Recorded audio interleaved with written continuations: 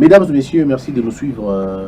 Vous suivez votre numéro face à face. Aujourd'hui, je reçois l'honorable Mbayo Kakasso Alain. Mbaya Kakasso Alain, il est député, ancien député de la première législature. Il a travaillé à la GECAMINE. Il a été plusieurs fois, je vais dire, autorité ou notable de ce coin-là. Donc, on va aujourd'hui essayer de parler de sa vision à lui, de ce qui se passe aujourd'hui. Sommes-nous entre les très bonnes mains, comme le président l'a dit, et on essaiera de le voir. Honorable, bonjour. Bonjour, Christian. Alors, honorable, sans passer par beaucoup de chemins, du haut de votre expérience politique, administrative, aujourd'hui, comment pensez-vous que le Congo se comporte? Est-ce le Congo va bien ou le Congo va mal? D'abord, merci de me donner cette occasion parce que, franchement, j'ai rêvé un jour être sur ce plateau et être avec toi. Merci. Et je suis vraiment flatté d'être en face de Christian Mossembe. Merci beaucoup. J'aime d'abord vous dire que dans l'opposition, puisque quand j'étais déjà dans la première législature, c'était dans l'opposition. Et jusqu'à aujourd'hui, je suis encore dans l'opposition. Sauf que nous sommes au pouvoir. Autrement dit, nous cherchons l'alternance. Nous cherchons l'alternance. Parce que j'aime autant vous dire que j'ai été avec Vital Kamerhe. Et pendant ces temps, nous avons formé ensemble l'UNC. Et nous avons lutté longtemps dans cette opposition pour arriver à cette alternance. Et j'aime encore souligner que je suis un de ceux qui ont formé la dynamique de l'opposition. Avec Martin Fayulu. Bien sûr, c'est moi qui ai cherché, qui a été cherché, j'ai été chercher Martin Fayulu. Oh, mais c'est pas lui le propriétaire de... Non. Il n'est pas propriétaire. Il n'est pas concepteur non plus. Non, ça dit pas peut-être concepteur. Nous l'avons fait ensemble, mais le contacter, c'est moi. Quand il y a eu les consultations populaires instaurées par Kabila,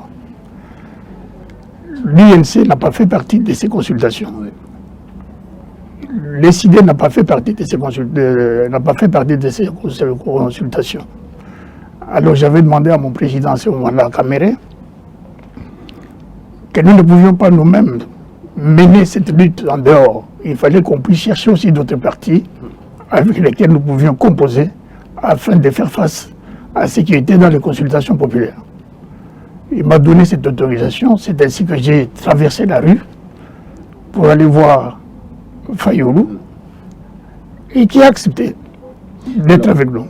Alors, mais vous, du haut de votre carrière professionnelle, disons en politique, aujourd'hui, est-ce que vous pensez que...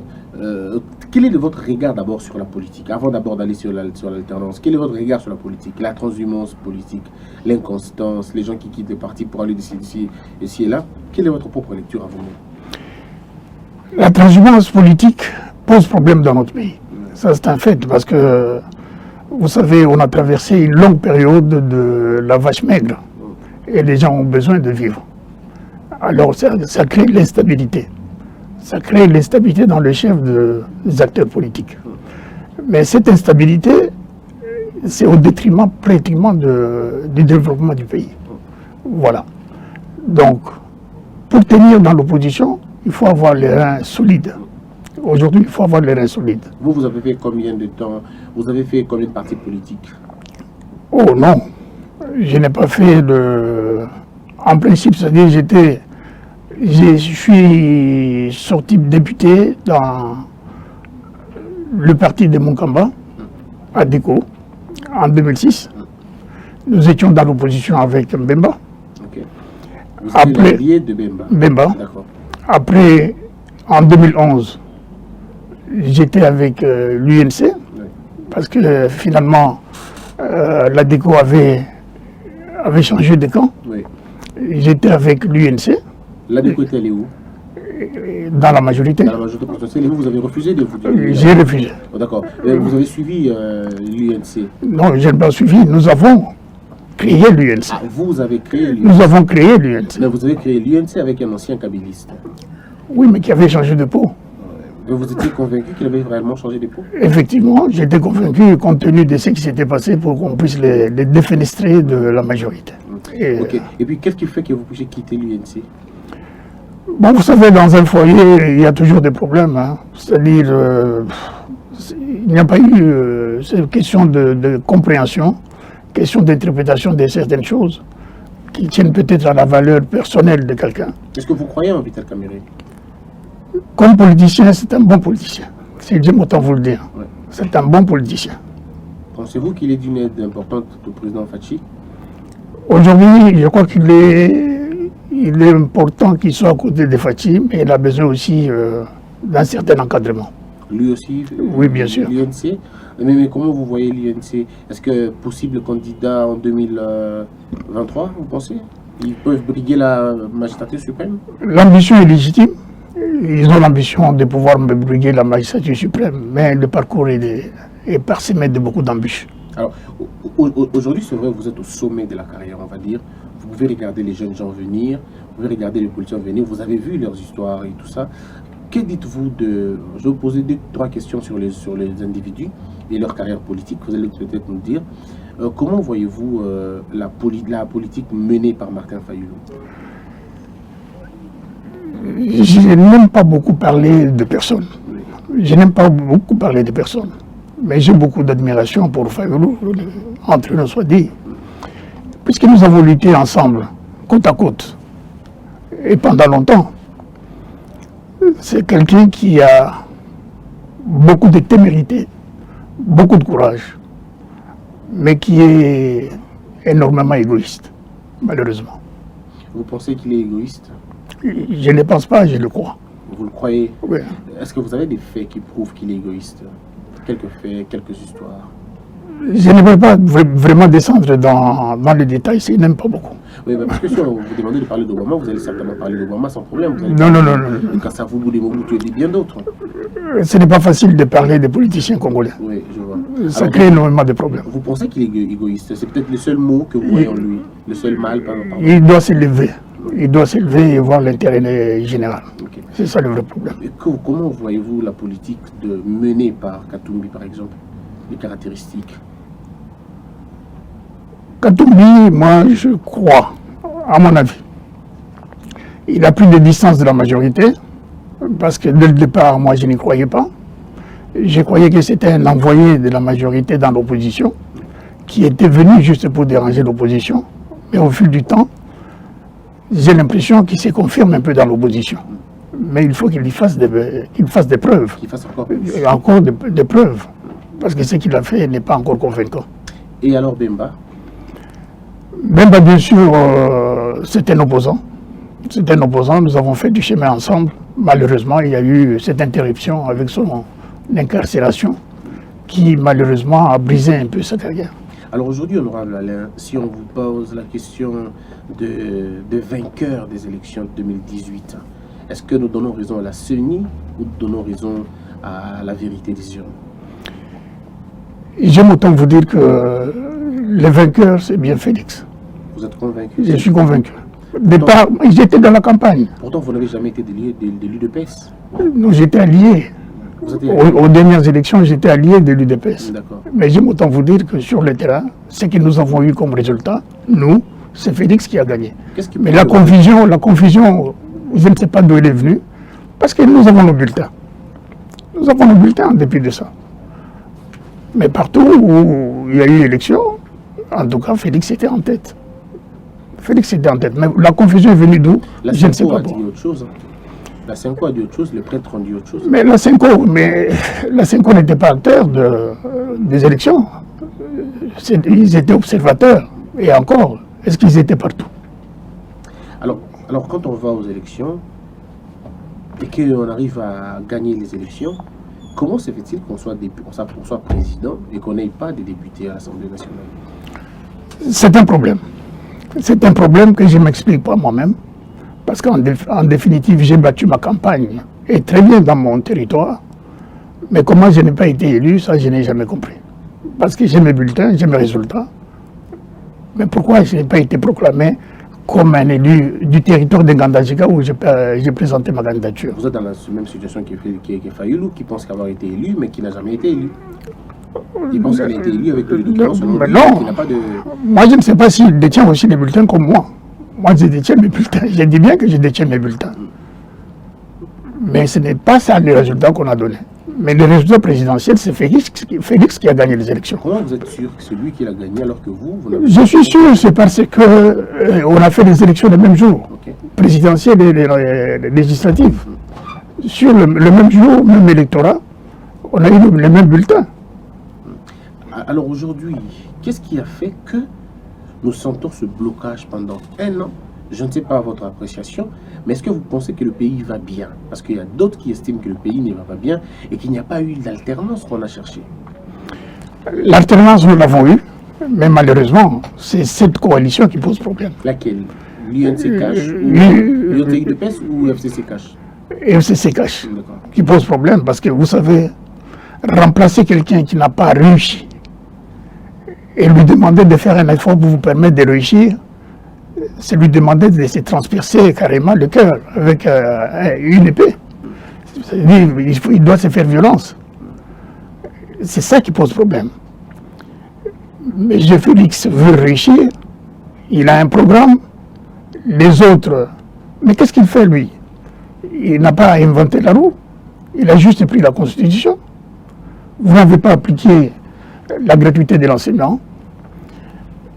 On prévoit ici la propriété de la ville, l'article 53 je crois. Vous ne l'avez pas fait. Les emplois, vous ne les avez pas créés. Il n'a rien inventé. Il appuie juste ce qu'ils n'ont pas fait. Mais puisqu'ils ont échoué, comment vous permettre à vous aujourd'hui de réussir et de nous condamner, nous qui avions dirigé pendant 18 ans? Le problème est à ce niveau-là. Oui, mais ça, vous le saviez déjà. Le problème est à ce niveau-là. Mais c'est-à-dire qu'il faut que les gens se remettent en question et voient l'intérêt général. L'intérêt général, c'est-à-dire la nation. Est-ce que c'est le cas chez nous? Je doute. Alors, mais qui bloque le pays aujourd'hui? Est-ce que le pays est bloqué par un homme, le pays est bloqué par un groupe d'individus, ou le pays est bloqué par une mentalité? Par une mentalité. Le pays est bloqué par une mentalité. Elle vient d'où cette mentalité? Elle vient de l'égoïsme tout simplement. Donc moi, je veux que tu sois là où tu es, tout simplement. On ne voit pas l'intérêt général. Parce qu'aujourd'hui, on devait dire, nous avons fait 18 ans, on n'a pas réussi. Effectivement, tentons avec celui qui arrive et permettons-lui de pouvoir réussir. Mais qu'est-ce qu'on fait? On met les bateaux dans le lot, on voit que ça n'avance pas. Et on a fait ici les sauts de moutons. Nous en sommes où? Le président a dit, je voudrais avoir un bilan positif. Pour moi, je ne voudrais pas laisser des éléphants blancs à travers la ville. Mais où nous en sommes aujourd'hui? On voit bien que les choses n'avancent pas. Donc pourquoi ça n'avance pas? C'est que les gens qui doivent amener l'argent ne le font pas. On a lancé l'opération. Après une semaine, nous sommes retombés dans la saleté plus qu'avant. Le problème est où? C'est dans la mentalité de l'homme. Une mentalité que Fatih n'arrive pas à sanctionner ou à recadrer. On ne peut pas sanctionner tout un pays. Il le souligne à tout moment. Il faut que l'homme change. Il faut que l'homme change de mentalité, quitte la mentalité qu'il avait avant, de pouvoir abuser des biens de l'État et de pouvoir travailler pour l'État. Aujourd'hui, pensez-vous que Félix Tshisekedi est bloqué? Bloqué, oui et non. Oui, expliquez-vous. Bloqué, oui et non. Il avance, parce que je vois qu'il a réussi sur tous les plans sociaux. Et malheureusement, les discours qu'avaient les opposants, ils ne savent pas aujourd'hui de lui opposer. Parce qu'ils n'ont pas d'éléments. Conséquence, on cherche la petite bête, on parle de balkanisation. C'est une distraction. Et tout ça, quand on parle de balkanisation, c'est pour faire peur aux investisseurs. Les investisseurs ne savent pas venir. C'est ça le problème. Donc, conséquence, on gèle le programme de Félix. On gèle le programme de Félix. Mais quel est le lien entre balkanisation et investisseurs? C'est des choses différentes. Alors, vous savez, là où il y a insécurité, l'argent a peur. L'argent a peur de l'insécurité. L'argent fuit.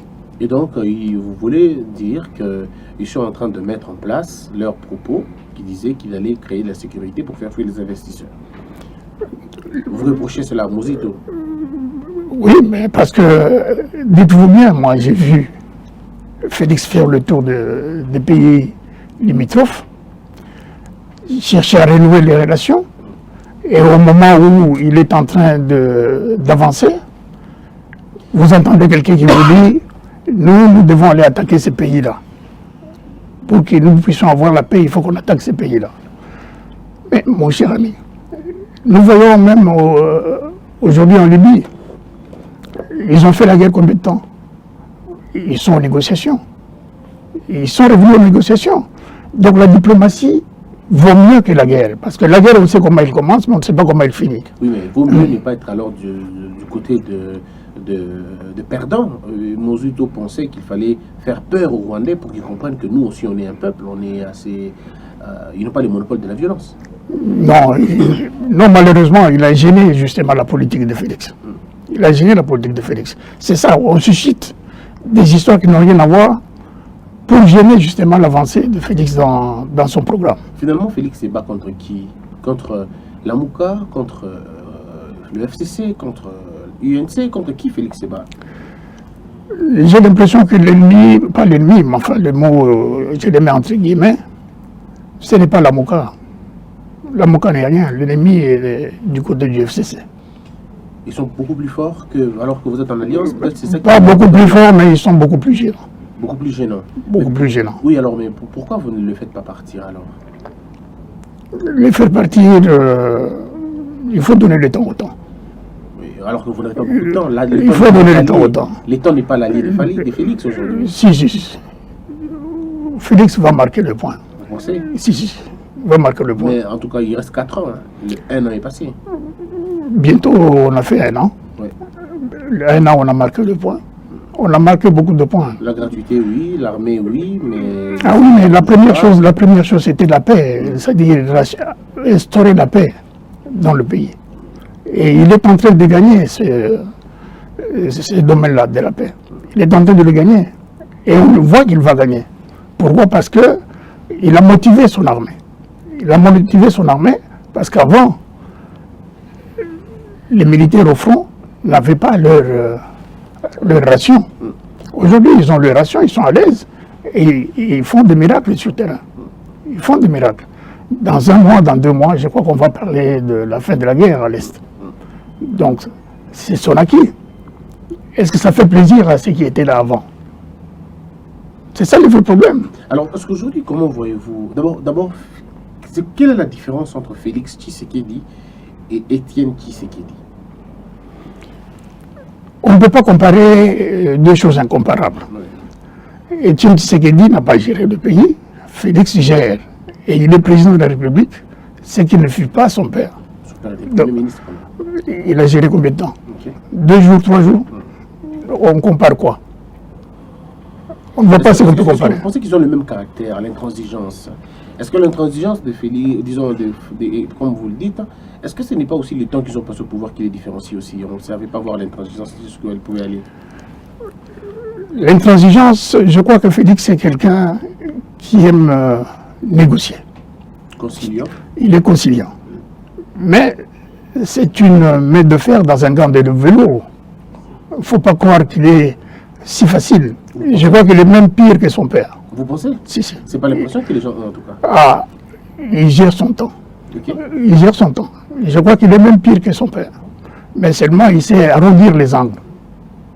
Ce que son père ne faisait pas. Okay. Son père était obtus. Lui n'est pas obtus, il sait arrondir les angles. Mais il reste dur sur le fond. Et je vous dis bien qu'il va marquer le point et on va s'étonner de ce qu'il va faire dans les jours qui viennent. Alors, c'est ce qu'on voudrait savoir, en fait, effectivement. Il va faire quoi? Dans quel secteur, par exemple? C'est quoi le premier secteur où Félix va frapper sérieusement? Mais j'ai entendu, lors de son passage au Vatican, oui. Il a dit que bientôt il va lancer des audits. Oui. Ah, ça va faire très mal.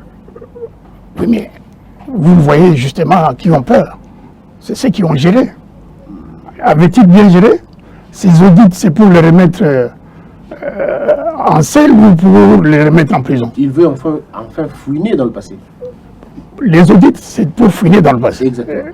Est-ce qu'il aura des bonnes personnes, honorable Alain? C'est là où les grands problèmes aussi. C'est là, le problème, c'est de l'homme. L'homme, exactement. On l'a dit, le problème, c'est de l'homme. Il faut qu'on change de mentalité. Qu'est-ce que nous voulons, nous, Congolais? Qu'est-ce que nous voulons, en définitive? On a parlé de détournement ici. Mais hier, j'ai vu un groupe, sans document aucun, qui dit non, vous vous en prenez à notre frère parce qu'il lui n'a rien fait. Mais comment voulez-vous juger quelqu'un dans sa gestion alors que vous n'avez aucun document? Regardez un peu ce qui se passe en Angola. Aujourd'hui, on vous dit que les journalistes et les consortiums des journalistes a dépluché 730 000 documents. 730 000 documents pour arriver aux conclusions qui sont les leurs aujourd'hui. Que De Santos et son mari sont trempés dans le détournement de fonds en Angola. Mais vous, en partie de rien, vous dites non, vous vous en prenez à notre frère. Mais qu'est-ce que vous voulez, vous, Congolais, finalement? Quel frère, vous dites? Ah, d'accord, le frère... J'ai dit, parce qu'il faut savoir ce qu'on veut. Qu'est-ce que nous voulons? On veut qu'on punisse les gens qui ont mal géré, ou on veut qu'on puisse les congratuler et continuer avec eux. Ils veulent que ça ne prenne pas l'allure comme on appelle encore, des règlements de compte. Il n'y a pas de règlement de compte. Il n'y a pas de règlement de compte. Vous aimeriez aujourd'hui qu'on arrête Kabila ou qu'on arrête les membres du FCC? Mais on va l'arrêter pourquoi? Moi je ne sais pas. Il faut qu'il y ait des preuves. Oui. Pourquoi on doit l'arrêter? Moi je ne sais pas pourquoi. Mais les Congolais souhaitent... Mais les souhaits, vous basez ça sur quoi? Il faut qu'il y ait des preuves pour dire voilà ce qu'il a mal fait et voilà là où nous voulons le condamner parce qu'il a mal géré. Il faut des preuves tangibles. Mais vous dites que le Congo est détruit, vous dites que le Congo est sous-développé, vous dites que le Congo n'a pas évolué, l'ONATRA, l'INC, toutes les entreprises publiques ont été très mal gérées. Ce sont des raisons pour lesquelles on peut arrêter des gens si on fait les audits aujourd'hui. Oui, mais faites-le. Il faut faire les audits. Faisons d'abord les audits. Faites les audits et détenez les preuves pour amener les gens en justice. Est-ce que vous pensez que ça va être facile, M. Alain? Rien ne sera facile, mais il faut avoir la volonté politique. Est-ce que Félix Tshisekedi est-il assez courageux pour faire ça? Je le crois courageux. Il doit compter sur qui pour faire ça? Sur le peuple congolais. Il ne peut pas compter sur autre chose. Le peuple congolais demande qu'on puisse punir les gens qui ont mal géré. C'est ça la demande du peuple congolais. Mais à un moment donné, quand on commence, on prend un dossier, on dit oh, on a pris parce que c'est notre frère. Oh non, c'est parce qu'il a mal géré. Mais c'est ça le problème. Alors, il nous reste 8 minutes. Mais je voudrais qu'on rentre dans des faits de corruption, par exemple. Parce que c'est ce qui a détruit ce pays, la corruption, la sacralisation de la corruption. Prenons le cas de Gécamine. Dans votre parcours, vous avez été dans Gécamine. Si on fait le tableau de Gécamine, on va se rendre compte que Gécamine va de mal en pis. Elle était bien avant, elle commence à perdre son élan, jusqu'à aujourd'hui, malgré la profusion de la production, on va dire. Qu'est-ce qui caractérise ce paradoxe? Elle produisait moins dans le temps, elle faisait bien vivre les gens. Elle produit plus aujourd'hui, elle fait mal vivre les gens. C'est quoi ce paradoxe? Cher ami, moi j'aime bien à la commercialisation depuis 1975. Et j'ai travaillé comme directeur de produits pendant une vingtaine d'années. Directeur de produits, c'est-à-dire je m'occupais des exportations de tous les produits miniers de la Gécamine. J'aime autant vous dire que dans ces pays, on ne peut pas souffrir de quoi que ce soit. Il y a de l'argent. Et nous avons travaillé, il y a eu la production. Mais seulement le problème qu'il y a eu en ce moment-là, c'est d'investir dans l'outil de production. Il y a eu l'argent, mais on n'a pas investi. Conséquence, nous étions à 450 000 tonnes de cuivre. Gécamine seule, 450 000 tonnes de cuivre, 15 000 tonnes de cobalt. Aujourd'hui, la Gécamine est à 10 000. 10 000 tonnes par an. Parce que le reste, quand on parle d'1 million, ce sont des minéraux. Mais nous avions des produits, c'est-à-dire des produits semi-finis. Le tonnage, c'est-à-dire on transformait ces produits, on exportait les produits qu'on devait transformer à l'extérieur. 450 000 tonnes. Aujourd'hui, on parle de minéraux, on ne parle pas de produits, parce qu'on ne les transforme pas là-bas au Katanga. On fait 1 million, mais 1 million d'accord. Mais 1 million, c'est avec dans le joint venture, où la Gécamine s'est fait rouler, parce qu'on a mal négocié les contrats. On a mal négocié les contrats. Voilà le vrai problème. Ou c'est par incompétence? J'ai l'impression que c'est par incompétence. D'accord. Par incompétence. Parce qu'autrement, On devait être aujourd'hui à 2 millions. Des tonnes pour la Gécamine seulement. Dans les programmes qui étaient celui de la Gécamine de notre temps. On devait être à 2 millions, mais on est à 10 000. Et le reste, c'est des minéraux qu'on exporte. On a revu le code minier. C'est dangereux pour nous? Très dangereux. On a revu le code minier. Et le président Félix a dit qu'il va appliquer ce code minier parce qu'il est en faveur de la population. Et vous le pensez aussi? Si, il doit l'appliquer. Il y a des gens qui estiment que le code minier était en faveur des Chinois, pas des Congolais forcément. Le code minier actuel? Oui, actuel. Non. On a revu énormément des choses. Il est en faveur de la population congolaise. Est-ce que vous avez lu le rapport de Ngoï Mouchila? Un rapport où il a appelé Gécamine, il dit Gécamine c'était un nain, il dit c'est un nain aujourd'hui et c'est une sanction nationale. Ça bouffe l'argent inutilement et ce n'est plus le Gécamine dont vous dites là, l'ancien Gécamine. À qui la faute exactement? C'est aux dirigeants. C'est aux dirigeants. Kabila? Mais est-ce que c'est lui qui a géré la Gécamine? C'est lui, Kabila, peut-être qu'il a laissé faire. Oui. Il a laissé faire les gens qui étaient en train de détruire carrément parce que Yuma, par exemple, tous les actifs de la Gécamine ont été vendus. Ont été vendus. Vous êtes sûr? Pas je suis sûr, je suis convaincu. D'accord. Ont été vendus. Donc aujourd'hui, on se contente de commission. Et alors que c'est une société de production et pas une société qui vit de commerciale qui doit vivre par commission. Ce n'est pas une commission. Une société qui vit par commission. Elle doit produire. Alors, comment vous analysez ce laisser-aller? Comment tout le monde pouvait voir ça et personne n'a dit mot? Ça ne peut pas être l'incompétence seulement. Je crois que ça doit être une histoire de... Ça peut être une question beaucoup plus importante que ça. Non, moi je crois que c'est les compétences des gens qu'on a mis à la place. Oui. Ils devaient savoir ce qu'ils devaient faire. Pourquoi la Gécamine est en train de descendre aux enfers? Mais You m'a dit que ce n'est pas en train de descendre aux enfers. Au contraire, il dit que la Gécamine se porte mieux qu'avant. Oh non, par rapport à quoi? Il dit par rapport à la production, ils produisent beaucoup plus qu'avant, ils sont beaucoup plus compétitifs qu'avant. Mais moi je parle de 450 000 tonnes. Oui. Lui il parle de combien? Moi je parle de 450 000 tonnes. On est parti de, je vous dis en 75, nous étions à combien? À 200 000. Mais quand nous sommes arrivés en 82-84, nous étions à 450 000 tonnes. Ils sont à combien aujourd'hui? Gécamine seul. Il ne faut pas mettre les autres sociétés qui sont arrivées aujourd'hui, les prédateurs qui sont là. Il ne faut pas les mettre. Ce sont des prédateurs. Mais qui les a donné la possibilité de venir? Ceux qui ont mal négocié les contrats. Ils ont mal négocié les contrats. Le problème est là. Est-ce qu'il y a possibilité de rompre ce contrat aujourd'hui? De le résilier? Ça dépend des termes. Ça dépend des termes, parce que sincèrement, j'ai l'impression que nous irons dans des procès internationaux et interminables. Je ne sais pas quels sont les termes des contrats qu'ils ont signés. Je ne sais pas. Alors, qu'est-ce que vous conseillez au président, par exemple, ou au gouvernement de faire pour remettre le Congo dans ses avantages? Il faut y aller étape par étape. On ne peut pas tout embrasser en même temps. Le Congo, c'est un grand malade. Et je crois que la manière de procéder du président de la République, elle est bonne. On ne peut pas s'attaquer à tout en même temps. Le peuple lui demande un peu trop. Il faut faire maintenant tout. Mais écoutez, un malade, c'est-à-dire qu'on ne guérit pas tout en même temps. On y va par étapes. Et je crois qu'il a fait déjà un grand chemin. Et il est dans une bonne direction pour réussir. C'est qu'il faut, l'appui justement de ce peuple. Quelles sont les chances que Félix a pour gagner aujourd'hui et qu'est-ce qu'il doit faire pour maintenir le cap vers la victoire? Il faut qu'il sanctionne. Je crois que c'est ça le vrai problème. Il faut qu'il puisse prendre des mesures, qu'il sanctionne et qu'il ne puisse pas parler et ne pas sanctionner. Il doit sanctionner. D'accord. Et a-t-il beaucoup de chance de prendre cette décision? Non, de réussir son mandat. Si, je crois qu'il va réussir son mandat. Contre vent et marée, il va réussir. Cette alliance FCC-Cash sera dissoute, vous pensez? Non, l'alliance va exister. Hein. Il y a la tempête, mais la tempête ne va pas écrouler la maison. Vous allez savoir calmer? Ça va se calmer. Kabila, vous pensez qu'il va il reviendra à son niveau de sénateur à vie, simplement? Mais puisque la Constitution le contraint à cette situation, il va la dépasser comment? Quels que soient ses projets.